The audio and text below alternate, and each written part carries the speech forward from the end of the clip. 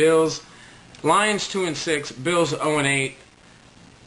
It's in Buffalo.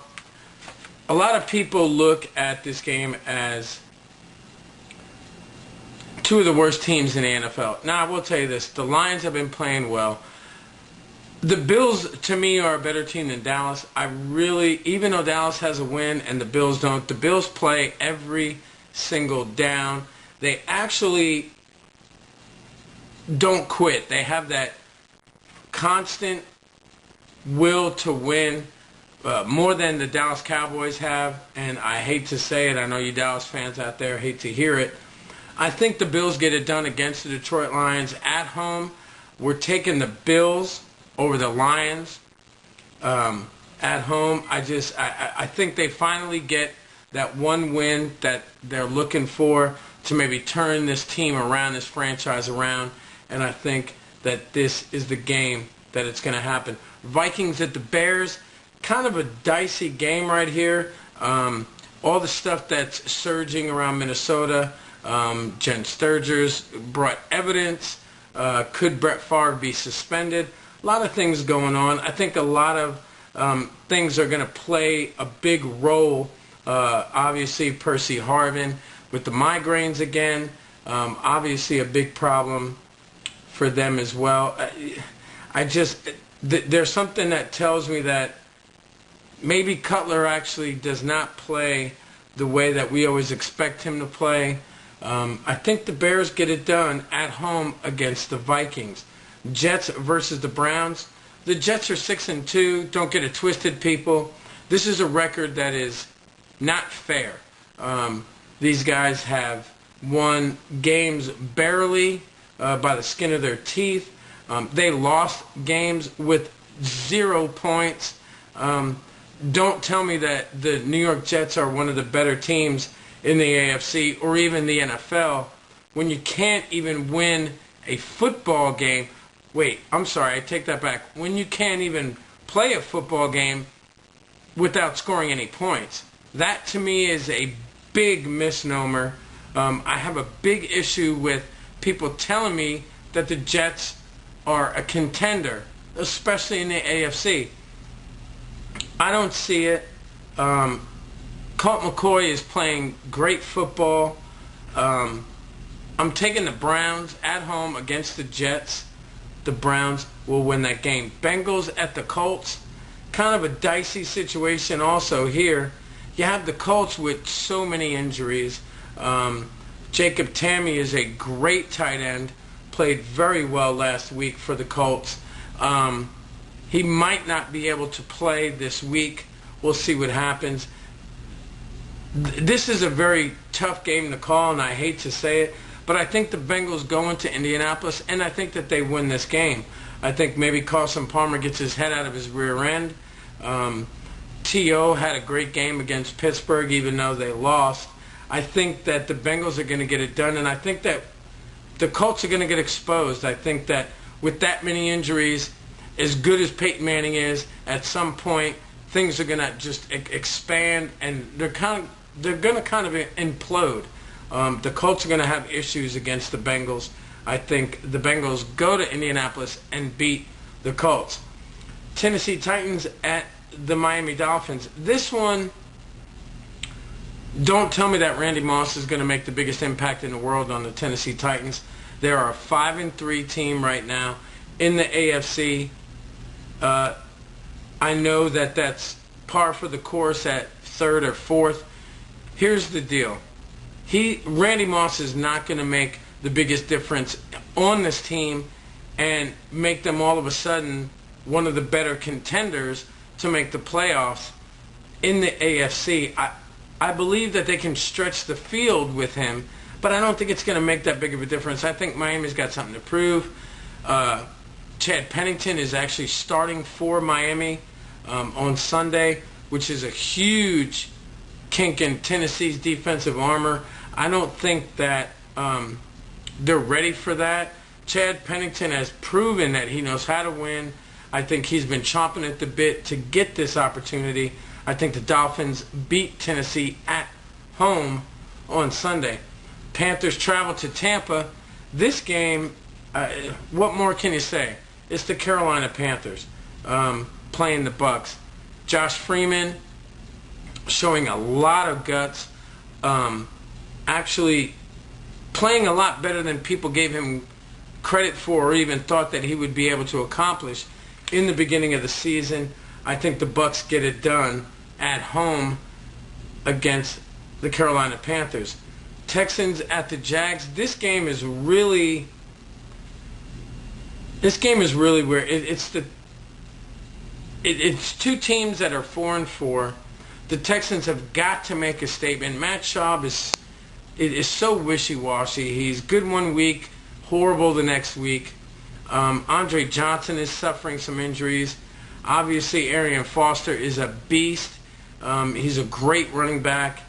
I just don't know at home with the Jaguars, can they get it done simply because of Matt Schaub? And I think that's going to be their Achilles heel as far as losing that game. I'm taking the Jags over the Texans in this game. Chiefs visit Denver. You know, as much as you can say Matt Castle is not the guy, Kyle Orton's not the guy either. No Sean Moreno, he's only got 2 touchdowns for the year. I think the Chiefs go into Denver and manhandle the Broncos, actually. So I'm taking the Broncos over the Chiefs. It's going to be a close game, though.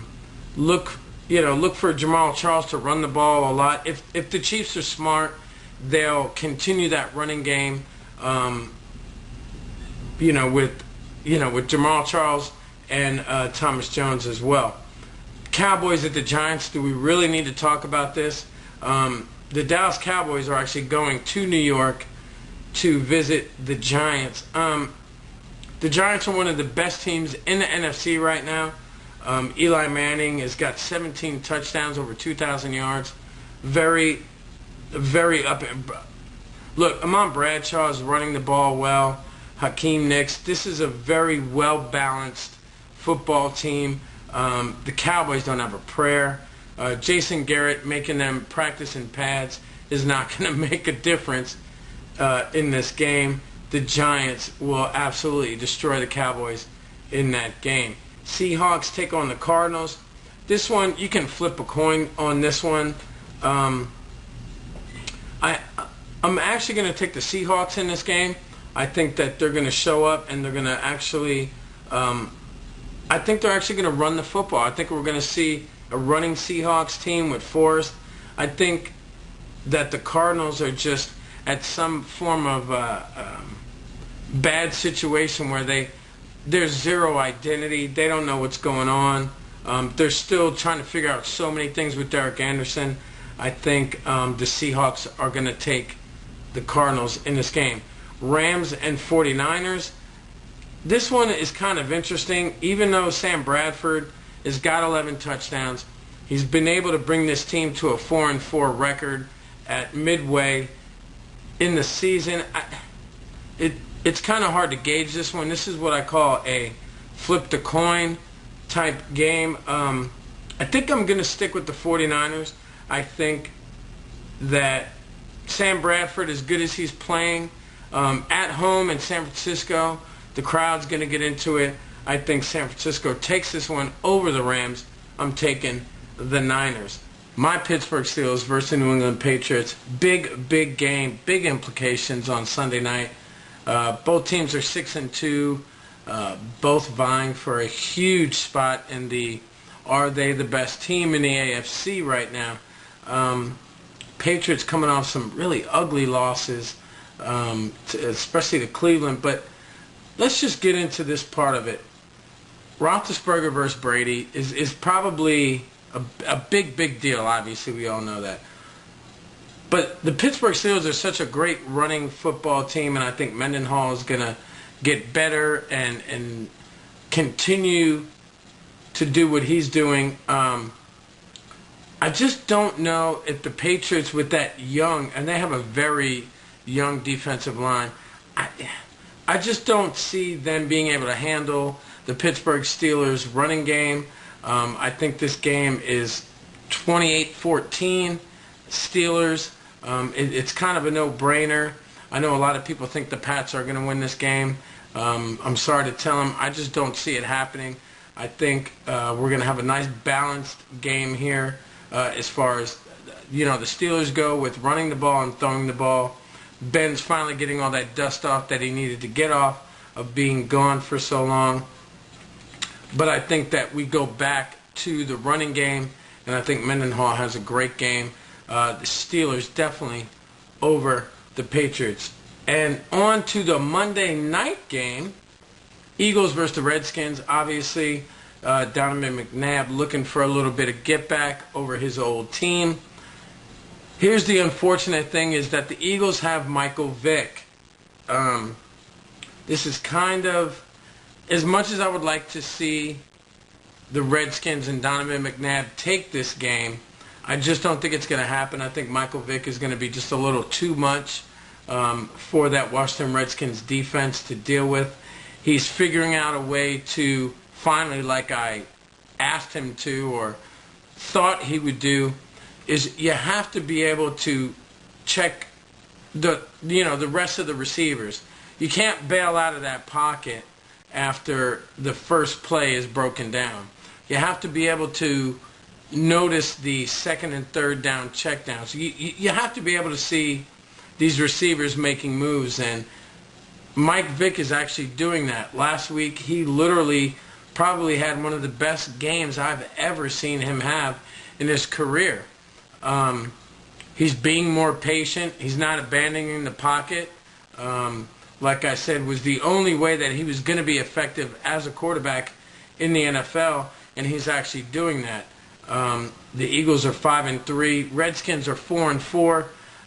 I just don't see how the Redskins are going to be able to overcome this. I know that Donovan McNabb is getting a lot of support from his team and a lot of the other people in the head office. Unfortunately, too bad his head coach doesn't think that he's capable of managing a 2-minute drill. I just think there's too many variables as far as the Eagles go. The Eagles are going to win this game by at least 2 touchdowns. I'm taking the Eagles over the Redskins in Washington. My name is Mike Looper. This is the Sports Guy Mike Show. I appreciate you stopping by, checking us out on the radio show. And if you're watching our video blog on SportsGuyMike.com, thank you so much for coming by the website. We appreciate it. You guys enjoy your weekend.